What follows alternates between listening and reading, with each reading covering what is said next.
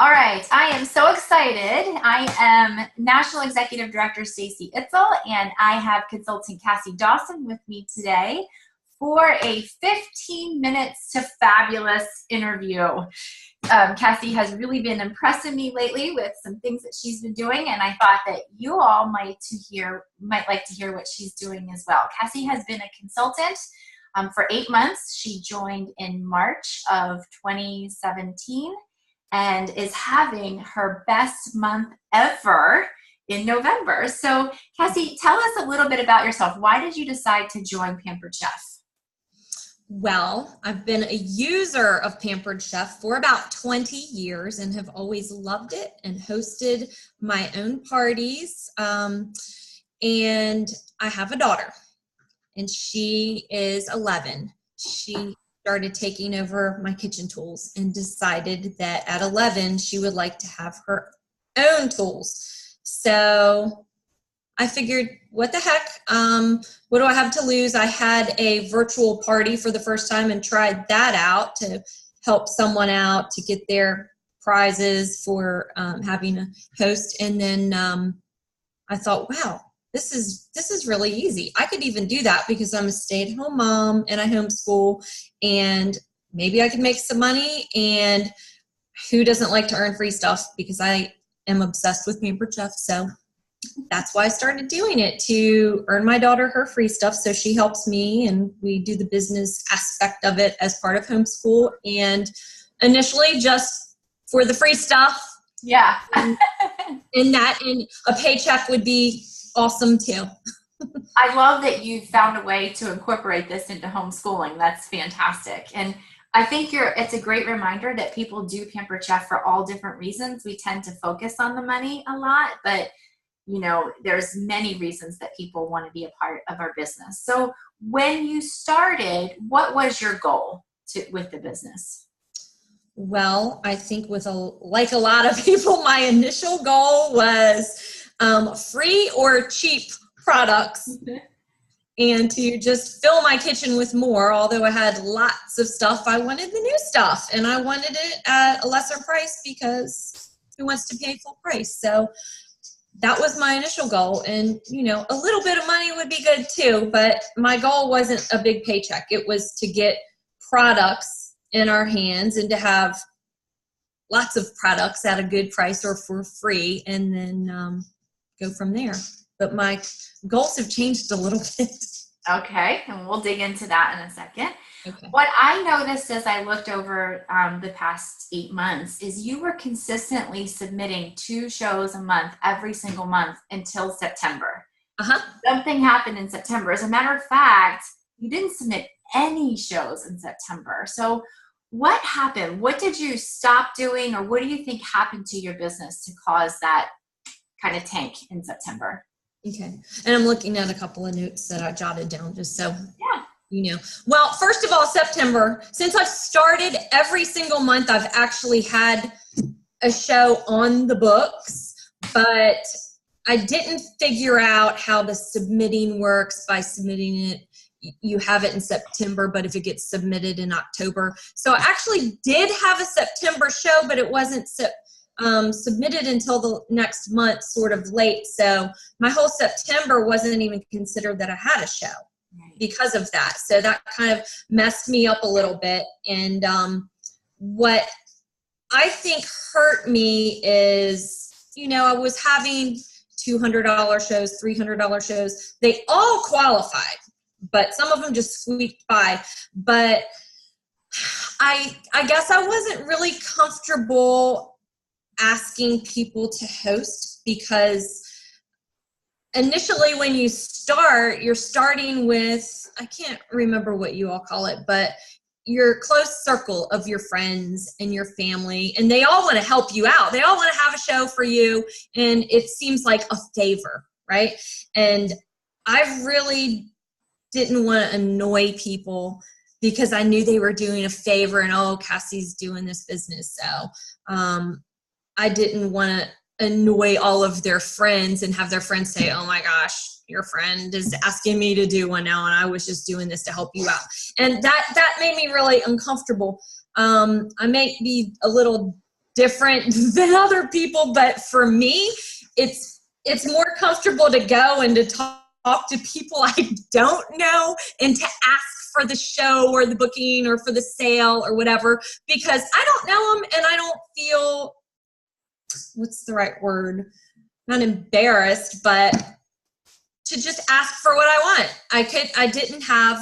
I wasn't comfortable with that. And I also wasn't completely comfortable with Post My Party. You probably know that because I messaged you a bunch of times and finding the comfort zone with, this party seems too long, or I tried doing, a really, really short one. So just finding what worked for me.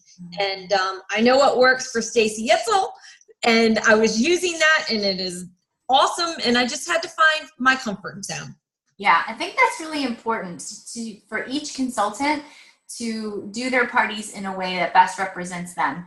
And, the leader tries to provide a starting point, but ultimately this is your business and you own it, and it has to become about you and what resonates with you so that people connect with you. So I think you did a good thing by exploring that and figuring out what's going to work best for you. So September, no shows submitted. Right. October, with 3 parties submitted and total sales of $1,353. Okay. And now here we are in November, and with you having 5 parties submitted and sales already of $3,643. So in 2 months, you've had a huge turnaround. That's incredible. What inspired you to really pour back into your business? Because even though you held 1 show in September, 1 party is way different than 5 parties. That's a lot. That's a big jump. You're right. And I watched other people's shows and wanted to see what other people were doing. And I'm on, say, Stacy Superstars and just other consultants to see what they're doing. I'm not the most tech savvy person, so anyone can start this business if I can and do it virtually, because I'm strictly virtual. I will save everything that I think I might be able to use later because I'm not that great on the computer. But it really, for me, it took 1 good party, and that's got to be really for anyone. You have 1 good party and it just really gives you a lot of confidence. And that party, seeing how good it was going, I guess I felt like, you know what, I can do this. And during the party, I changed some things. Before the party, I asked someone that I knew, I said, I think I'm going to play with going and doing Facebook Live, but I want you to be on there and tell me what you think. So I had a couple of people on there. I went a little bit long and I got instant messages saying, this is getting boring, crickets, or, giving me advice like that. And I pushed myself outside of my comfort zone. I made sure that when I was closing the party, I followed all of the tips that I had been reading, because so many people that have been doing this for so long, or even not so long, like Steven, he hasn't been doing it a long time and he's doing fabulous and he has lots of great tips. So I read everything that he posts. I made sure I did a proper closing and I contacted every person, and I did suggestive selling by saying, hey, I'm just giving you a call and I'm getting ready to close out so-and-so's party. Want to make sure there's nothing you'd like to add. Maybe this is, on sale, or this is discontinued, or, what have you. And by the way, so-and-so, this is something that I know is individual to the consultants, but I saw that other people were offering, if it's a really good show, if the consultant, let me think of how I want to word this, offering a gift or a free something, and you don't have to put a dollar amount on it because you can see how the show goes. So that's what I did. This particular show was, I think, $1,300. Wow. And that was my best. And so I'm like, I can afford to do this. And plus, what I have read was you can add it to the host, and then you'll get her discount by giving her that. So it was 30% off anyway with her discount. So it was going to be any cheaper. So why not get the host to work for me, offer her something free from her wish list if we get 3 bookings. So yeah. I got 5 bookings, and then I turned around. I got 3 bookings from her, and then during my closing, I got 2 more on my own. So I got 5 bookings from one show. So of course, to anyone that's a booster. So I thought, I know every party's not going to be like this by any means, but when you're riding that wave and you have that high from getting that great show, you just want to just do that with every single show. And like you say, you're going to get 100 no's to the 1 yes. I've accepted that now, and I see how great people can do, and I want to move forward with that. So I'm just doing better closings, and let's see, what else did I put on here? You've got to break your inner circle of people. Once you get beyond that, that was it for me, that finally, after so many shows, when you get like 2 people out where you're starting to not know every single person in the party, it's easier, and it was easier for me because of that. I haven't been doing this a long time, not that many shows, but I've gotten out of that, and I don't know the people I'm doing the shows for. And I actually got some great feedback on a show last night, and it's awesome looking on somebody's Facebook comments, and they're following your host coaching and posting things on their personal page and saying stuff like, I have an awesome consultant, you have to come to this party, or stuff like that. I'm like, look at this. This is awesome. That is awesome. And another person actually said, is this the same person that hosted your party? If it is, I'm coming. So that makes you feel great. So yeah. So what I just heard, I just want to recap for everybody else in case they missed it. Here's a ramble. That's okay. What I totally love about everything that you said is first, you asked for people to kind of critique or evaluate you. And that is a really tough step to take sometimes. But if we really want to grow, we have to be open to honest feedback. And in that feedback, you got that your Facebook Live videos were too long and people were getting bored, So if we're doing something that we think is supposed to be effective, but we're not doing it the right way, it's actually counterproductive. And just a tip we learned in our training on Monday night, that Facebook Live videos should be no longer than 5 minutes, and 3 is kind of what is normally suggested. So 3 to 5 minutes long. Mm-hmm.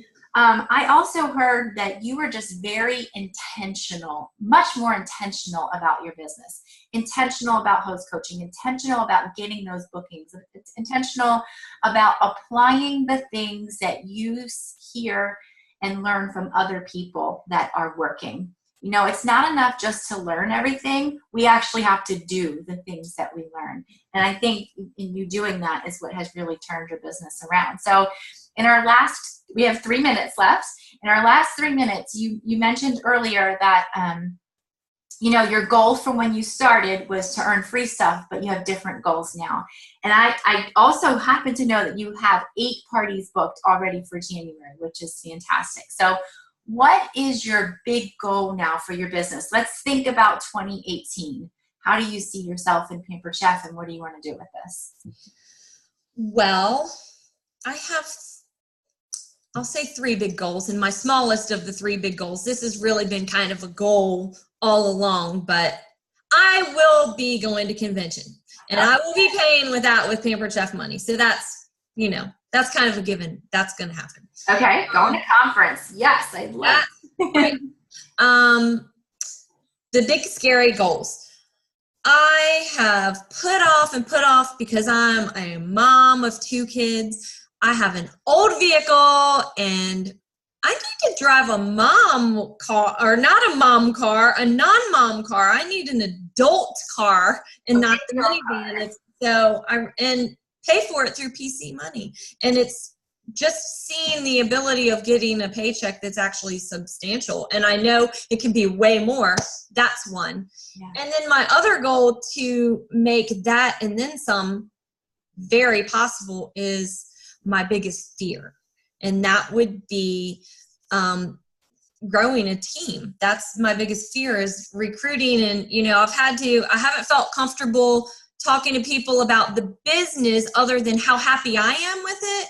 Because for me, I'm methodical. I have to be comfortable in doing the shows and knowing everything I can know about one thing before I move on to something else, because I don't want to be someone training someone else until I feel fully confident in what I'm doing. And I feel pretty darn confident now that, I know that I have a good support group, that if I don't know it, I know where to go. But I feel like I'm there now, but I still need your help with this recruiting part. Okay. I think I can help you with that. And you know what? It makes me so excited to hear you say that. And to anybody watching this video, you might have some of those very same fears, and I want you to know that's completely normal. Everybody worries about that. I even worry about that at the national level. Can I be what the person needs from me? But the great thing about this business is sometimes we just learn it together and we figure it out together, and we don't hold grudges. We're just like, oops, we messed up. We'll do better next time. So I have to say that, Cassie, you are off to a strong start on all 3 of those goals by having those 8 shows booked for January, because 8 will make you great. Yeah, for conference, it's going to help you make that car payment for your big girl car. I just got my first big girl car this June. I've driven a minivan for 20 some years, and I have a nice non-mommy car, as you say. That's what I need. To grow a team, you have to be in front of, live or virtually, it doesn't matter. You have to be in front of enough people, and 8 shows is the way to do that. Cassie, thank you so much for your time today. I'm so proud of you. I'm just so incredibly impressed with the change that happened since September, going from, even though you didn't submit any, but you did hold that 1 party, and now 5 parties in November. It's just absolutely amazing. Enjoy that big commission check, and I'm excited to partner with you to help you reach your goals in 2018. Thank you so much. All right. Take care, everyone.